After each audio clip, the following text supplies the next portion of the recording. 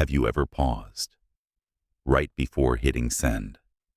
That tiny moment, barely a few seconds, could redefine the trajectory of your relationships, your career, your inner peace. We live in a world that glorifies urgency. Respond fast, react faster, type OK before you even breathe. Somewhere along the way, we confused responsiveness with value, and worse, we confused speed with love. But what if I told you that every time you reply immediately, you might be sending a dangerous message, one, not just to the other person, but to yourself? This isn't about playing games or manipulating anyone. This is about taking back ownership of your time, your energy, your emotional boundaries. It's about reprogramming the subconscious pattern that says, if I don't reply fast, I might lose them. Or worse, if I pause, I'll disappoint someone. Let's go deeper.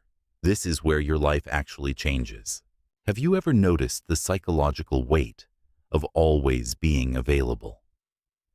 That itch in your chest, when you see the message, that subtle guilt, when you take too long to answer, that constant pressure to keep up with expectations so you don't seem rude, cold, or distant.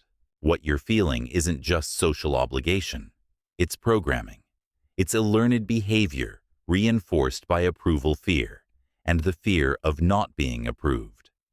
And this behavior, so innocent on the surface, slowly robs you of your peace, your power, and your presence. Let's pause right here. Carl Jung once said, "Until you make the unconscious conscious, it will direct your life, and you will call it fate." Now ask yourself, who trained you to believe that your value comes from immediate availability? Was it your childhood, where silence was punished and obedience rewarded?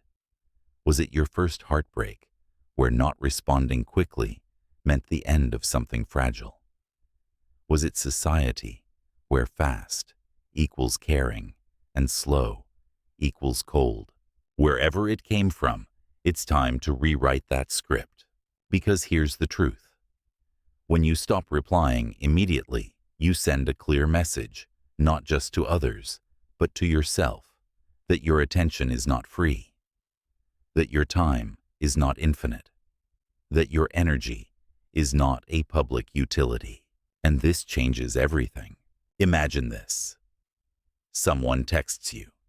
It's not urgent. You see it. You breathe.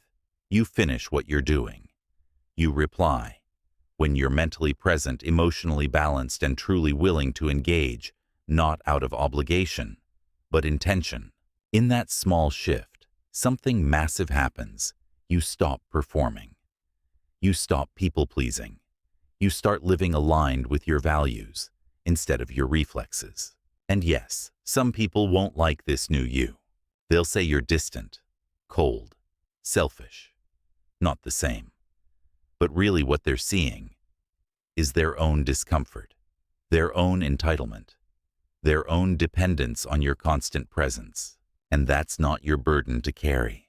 Because when you begin living with conscious delay, not from ego, but from respect, you begin to filter the people who only loved your availability, not your authenticity. This is where emotional detachment comes in, not detachment as a defense, but as clarity. Detachment is not a wall. It's a filter. It allows you to see who respects your time and who only loves your compliance.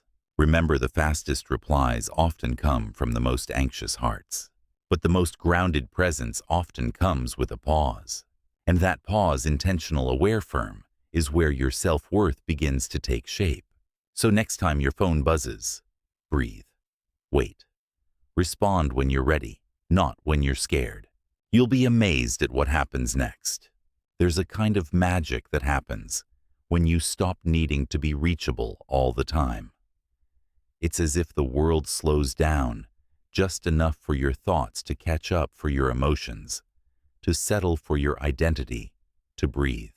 Let's be honest, the compulsion to reply instantly doesn't come from love. It comes from fear. Fear of abandonment, fear of conflict, fear of being labeled as rude, aloof, or unimportant. But here's the paradox. The more you reply instantly to protect your image, the more you lose your substance. You stop being a person. You become a pattern, a dependable yes, a guaranteed response, a placeholder in someone else's emotional schedule. What if you could break that pattern? Let's call this the shift from reaction to response. Reactions are automatic. They're habits driven by past experiences. Responses, on the other hand, are intentional. They are born from awareness. You don't have to become a cold, unavailable person to protect your boundaries. You just need to become intentional. Respond when it's aligned. Pause when it's not. That pause is not rejection. It's reflection. We're addicted to stimulation, constant checking, typing, updating. It feels like connection, but really it's noise. And in that noise, your worth gets diluted. Let's explore something deeper. When you constantly reply, without thinking, you train others to expect you without considering you. You condition them to overlook your context, your life, your energy. Suddenly people stop asking, "Are you okay?" and start saying, "Why didn't you reply?" See the difference? Now here's a truth that might sting a little. If someone gets angry at you for not replying instantly, they're not thinking about you. They're thinking about their access to you. You're not a person to them in that moment. You're a need, a button, a shortcut to reassurance. And once you see this clearly, you can no longer unsee it. From this awareness, you begin to recalibrate. You begin to reclaim. It starts small. You wait a few extra minutes before replying. You finish your meal before checking your phone. You go for a walk without bringing a charger. These may seem like tiny actions, but energetically, they are revolutionary. Because here's what you're really doing. You are retraining your nervous system to understand that your worth is not in your responsiveness. It's in your resonance. You're not valuable because you answer fast. You're valuable because you are whole. Let me tell you something profound. People don't truly bond over urgency. They bond over depth. And depth requires space. If you're always available, you're never truly present. And if you're never present, you can't create real connection. This is why the most grounded people seem unbothered by delay. They know that presence can't be rushed, that clarity needs silence, that respect is not found in how fast you type, it's in how deeply you live. So pause. Let the phone ring. Let the message sit. You're not rejecting the person, you're honoring the relationship enough to respond from truth, not from reflex. This is where your emotional boundaries start to evolve into sacred space. And that space, quiet, non-reactive, conscious, is where your strongest relationships are built. Not from speed, but from sincerity. Here's what most people never realize. The moment you stop replying instantly, you stop being predictable. And when you stop being predictable, you stop being easy to control. Think about that. Much of modern interaction isn't built on honesty. It's built on patterns. You respond a certain way. They feel secure. You delay. They panic. Why? Because your predictability was their comfort, not your presence, not your truth. Now, when you shift, something interesting happens. Some people will get uncomfortable, not because you've hurt them, but because you've stopped performing. And performance is what kept their illusion alive. If your presence was never appreciated, only your promptness, then your pause becomes a spotlight. It reveals what they were really attached to, the convenience of you. But you are not a convenience. Let's go deeper. Every time you feel guilt for not replying quickly, pause and ask, who benefits from this guilt? Not you. Because real connections don't demand urgency, they respect rhythm. The right people will never need you to abandon yourself just to keep them emotionally fed. Think about the healthiest people you've met. They take time to reply. They're calm, grounded, centered, and their energy feels like peace, not pressure. Why? Because they've done the work of separating connection from compliance. And you can too. But first, let's look at the unconscious roots. This drive to be always available. It often starts in childhood. Maybe you were the fixer, the responsible one, the peacekeeper. Maybe silence in your house was scary. Maybe you learned that being responsive was a way to stay safe, to earn love, to avoid punishment. Now fast forward, you're 25, 30, 40, and you still reply, like your safety depends on it. But it doesn't. You're not that child anymore. You don't owe anyone your immediacy, especially not at the cost of your sovereignty. When you stop replying instantly, you are not just breaking a habit, you are healing a wound. And healing hurts, especially when it disappoints people who depended on your wounds to feel good. So let it hurt. Let them call you distant. Let them call you different. Because you are. You're becoming someone who replies from clarity, not from conditioning. Someone who speaks from choice, not compulsion. This is not detachment. This is evolution. From here, something else shifts. You begin to attract different people. People who don't panic when you pause. People who understand that presence is more than just quick replies. It's alignment, respect, and timing. You also begin to feel lighter, freer. You no longer carry the emotional labor of keeping everyone satisfied. You return to yourself. And when you return to yourself, you finally become available to your own needs, your own creativity, your own peace.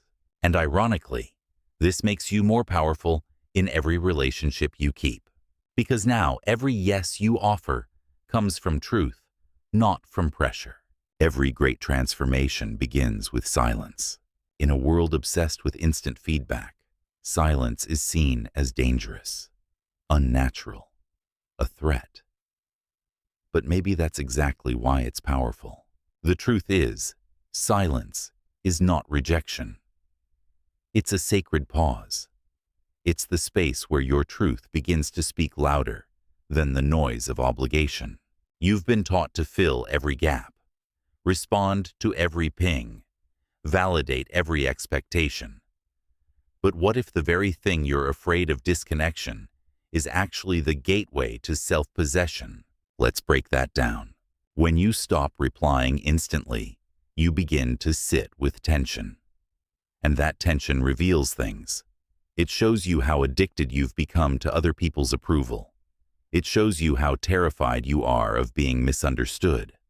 It shows you where your identity is still built around being needed. This is where real power is born, not in how many people you satisfy, but in how deeply you can stay still when satisfaction isn't being demanded of you. Stillness is not weakness. It's strength in its rawest form, because in stillness, you remember what matters. You remember that not every message deserves your energy. Not every tone requires a response. Not every discomfort needs to be fixed by you. This is where your clarity sharpens. Here's something important. People who are always available rarely get the peace they need, because their time is always hijacked by urgency that isn't even theirs. But when you stop replying immediately, you reclaim the space to decide, is this urgent? Is this aligned? Is this a priority for my nervous system, my values, my time? That shift from reactive to reflective builds inner leadership. You're no longer led by pings and guilt. You're led by principle. And you know what that does? It makes you magnetic. Yes, magnetic. Because there is something undeniably attractive about someone who doesn't jump at every call. Someone who is emotionally sovereign. Someone who doesn't need to be everywhere to feel valid. Their time feels rare, and their energy feels grounded. This is the kind of person people start to respect, not because they demand it, but because their life silently teaches it. You can become that person. Let's get practical. Starting today, Choose one area to practice conscious delay. Maybe it's texting, maybe it's emails, maybe it's just that instinct to explain yourself right away. Instead, pause. Breathe. Wait 5 minutes. Let your nervous system relax. Then choose what to say, not to please, but to honor your truth. Each pause you take is a small rebellion against the world's demand for your obedience. Each delay is a subtle revolution, an act of self-respect, disguised as a moment of silence. And the more you do it, the more you'll notice something radical. You no longer crave approval like you used to. You no longer fear silence. You start to hear yourself again. And when you hear yourself, you no longer need noise to feel alive. Let's talk about power, not the loud external kind, but the quiet power, the kind that moves beneath the surface. The power of restraint, the power of discipline, the power of no longer needing to prove your loyalty through speed. Most people have never been taught this kind of power. Instead, we were taught to chase attention, approval, affirmation. We were told that silence means disinterest, that delay means disrespect. But here's a radical truth. The most powerful people you'll ever meet are the ones who don't rush. They move with presence, they speak with precision, and they reply when their soul is ready, not when the world demands it. This is not rudeness, it's rhythm. They are in rhythm with themselves, and that rhythm doesn't bend to external urgency. Because urgency at its core is a form of manipulation. It says, forget your needs, respond to mine. When you begin to live outside of that pressure, you discover how much of your life was dictated by other people's timelines. How much of your stress came from meeting expectations that were never yours to carry. This is the soul fatigue that happens when you reply before you're ready. You don't just lose time, you lose fragments of yourself. But the moment you pause and choose to wait, you begin the sacred process of recollection. You collect your energy, you gather your thoughts, you reclaim your breath, and that breath, it's where your clarity lives. It's where your authenticity speaks. It's where the false self begins to fall away. Here's a question to ask yourself every time you're about to reply. Am I replying from peace or from panic? The answer will tell you everything. Because panic replies, rush to preserve connection. Peace replies, restore dignity. And the more you reply from peace, the more your life reflects the stillness you long for. Let's go even deeper. If you were raised in environments where love was conditional, based on behavior, availability, obedience, then quick replies became a form of emotional survival. It was your way of staying needed, staying praised, staying safe. But you're no longer surviving. You're evolving. And evolution requires grief. Grieving the old self who thought instant responses were the only way to be loved. Grieving the roles you played to feel seen. Grieving the belief that your silence made you invisible, when in truth, it was where your real voice lived. There is a strange kind of awakening that happens when you no longer rush to fill the silence. It's almost uncomfortable at first. This spaciousness, this lack of stimulation. Your mind will panic. Your body might itch. Your instincts scream. Say something. Do something. But if you can sit through that wave, something sacred begins to rise. It's your essence, your awareness, your real self. You see, we've confused reaction with relevance. We think if we're not constantly engaging, we're becoming irrelevant. But the truth is, relevance without resonance is just noise. And most people are drowning in it. Silence isn't absence, it's refinement. It's where you distill what matters. It's where you separate what's true from what's urgent. And it's where you finally hear your own intuition. Again, the voice that's been drowned out by years of compulsive replying. And that voice, it knows who you really are. It knows what deserves your time, your breath, your presence. When you listen to it, You stop rushing to fix misunderstandings. You stop over-explaining. You stop fearing that if you don't respond now, everything will collapse. Because you've lived through enough storms to know if something collapses from your silence, it was never love. It was dependence. And you, my friend, are not here to be depended on. You are here to be witnessed, respected, and received. So many of us fear that if we delay, we'll lose connection. But the opposite is often true. Delay reveals what's real. It filters out those who only valued your reflex, not your reflection. Let's talk about boundaries. A boundary is not a wall. It's a rhythm, and your rhythm deserves protection. When you stop replying immediately, you begin to retrain the world in how to treat you. You stop reinforcing the pattern that says, "I don't matter unless I'm accessible."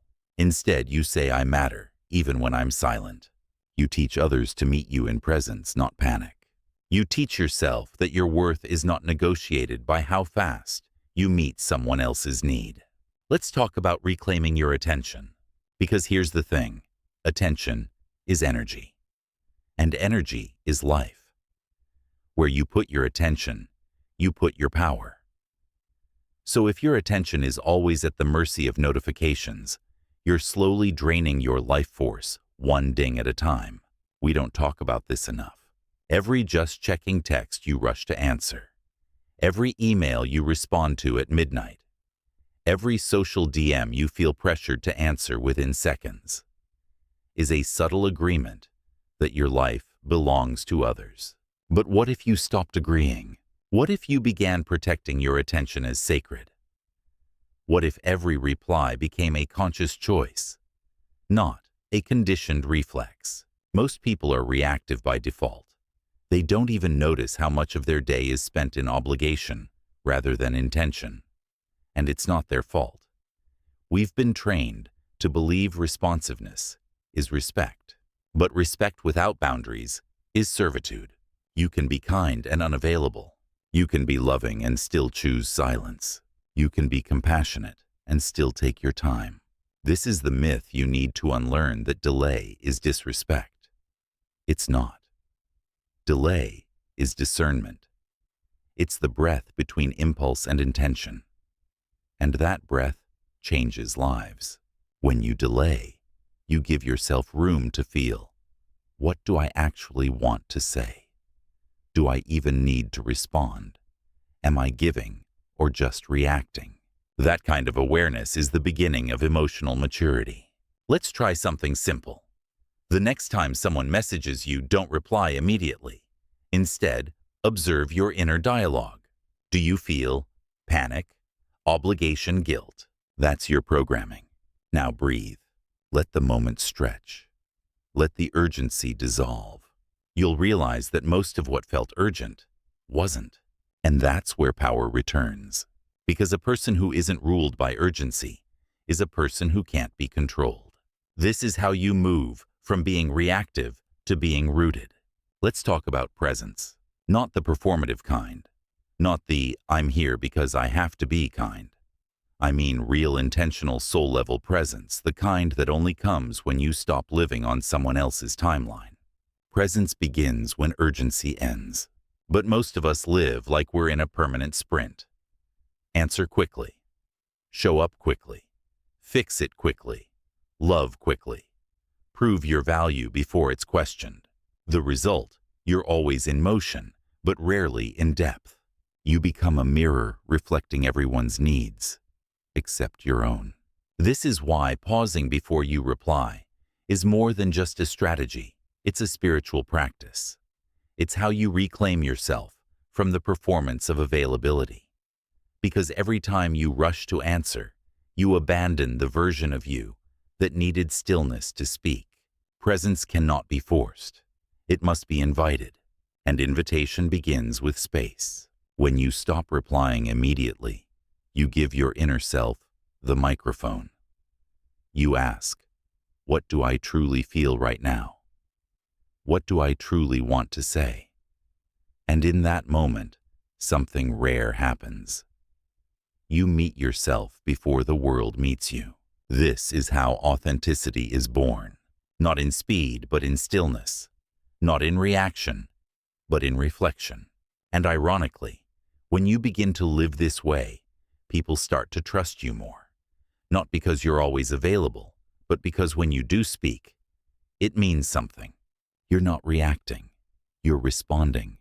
You're not performing. You're present. This makes you rare, and what is rare becomes respected. So don't fear the silence between messages. Don't fear the delay between signals. That space is where you rebuild your connection to yourself. Because a person who knows how to sit with silence is a person who cannot be shaken by noise. Let's talk about emotional clarity. Most of us don't reply fast because we know what we feel. We reply fast because we haven't given ourselves time to find out. We reply to keep peace. We reply to avoid discomfort. We reply to avoid the fear that if we wait, we'll lose someone's interest, trust, or love. But this is where relationships become distorted, because anything built on anxiety is sustained by anxiety. And the moment you remove urgency, the connection either deepens or dissolves. That's how you know it's real. When you stop replying immediately, the right people don't assume the worst. They assume the best. They assume you're taking care of yourself. They assume you're thinking. They assume you'll come back with intention. But the wrong people, they spiral, they guilt, they withdraw, because your silence challenges their sense of control. And that's not love. That's emotional dependency. Real love makes room for silence. Real love doesn't live in your notifications. It lives in your presence. You can miss a call and still be loyal. You can delay a text and still be kind. You can take your time and still be trustworthy. This is emotional clarity, choosing what's right over what's expected. And here's something else. When you practice conscious delay, you start to feel more of your own emotions because you're no longer numbing them with reflexive actions. You start to realize how often you've sacrificed truth for harmony, how often you've answered sure when you meant no, how often you've replied out of fear, not care. And when you see that, something shifts. You begin to want less noise. You begin to crave fewer conversations but deeper ones. You begin to answer slower but with more honesty. You begin to trust that what's meant for you will remain, even if you take your time getting there. This is where we bring it all together. When you stop replying immediately, you're not becoming cold. You're becoming conscious. You're not pushing people away. You're pulling yourself back into alignment, back into sovereignty, back into choice. You are choosing to live at your own pace, to honor your own rhythm, to trust that presence is more powerful than pressure. Here's what you'll notice as this becomes a lifestyle. People start treating your time with more care. Your responses carry more weight. Your relationships feel lighter but deeper. Your nervous system relaxes. Your creativity returns. And most importantly, you begin to feel like yourself again, not the hyper-available version of you who existed to soothe others, but the true version who lives from clarity and love. This is the transformation. You've gone from urgency to intentionality, from guilt to grace, from fear to freedom. You no longer rush to be understood. You rest in the knowing that those meant to understand you will. You no longer chase after attention. You become deeply attentive to your own heart.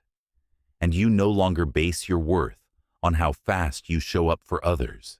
You define your worth by how fully you show up for yourself. This is your invitation. Don't reply right away. Not because you're playing games, not because you're trying to punish anyone, but because you've realized that your presence is a gift, and a gift should never be given out of panic. Let your breath lead the way. Let your silence speak your truth. Let your timing honor your essence, and trust that what's meant for you will never require you to betray yourself to keep it. Your attention is sacred. Don't give it away unconsciously. The life you want begins in the space between the message and the reply.